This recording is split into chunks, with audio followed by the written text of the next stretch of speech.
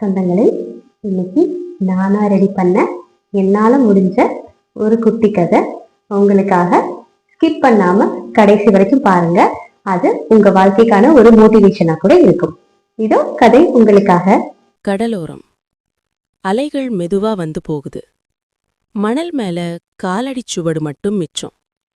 இந்த கடலை பார்த்துக்கிட்டே ஒரு துறவி நின்று கொண்டிருக்கிறார். அவர் கண்கள் கடலை பார்க்குது.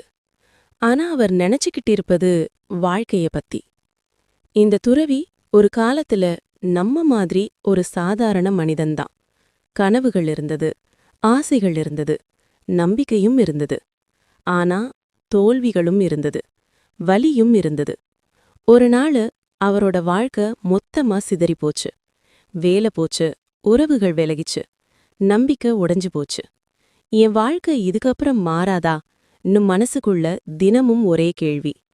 அந்த நாள்தான் அவர் கடலோரம் வந்தார். அலைகளோட சத்தம் மனசோட சத்தத்தை விட அதிகமாயிருந்தது. அப்போ அவரோட காலடியில் ஒரு சின்ன சிப்பி கிடந்தது. காலியான சிப்பின்னு நினைச்சுக்கிட்டே அதை எடுத்து பார்த்தார். அப்போ ஒரு முதிய துறவி அருகில வந்து சொன்னார், இந்த சிப்பி காலியா இருக்குன்னு நினைக்கிறியா?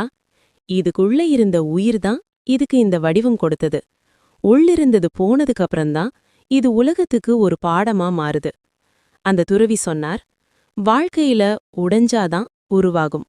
வலி இல்லனா வலிமை பிறக்காது. தோல்வி முடிவு கிடையாது, அது தயாராகிற நிலை.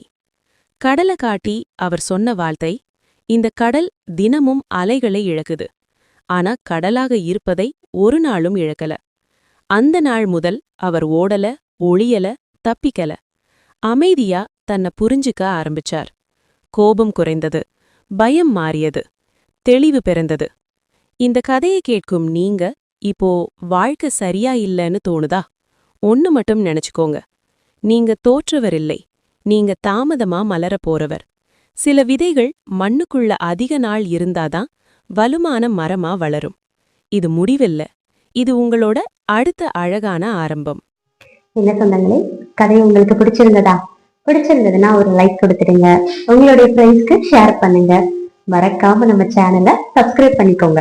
நீங்க சப்ஸ்கிரைப் பண்ணீங்கன்னா அடுத்தடுத்த வீடியோஸ் போடுறதுக்கு எனக்கு ஒரு மோட்டிவேஷனா இருக்கும். நன்றி சொந்தங்களே.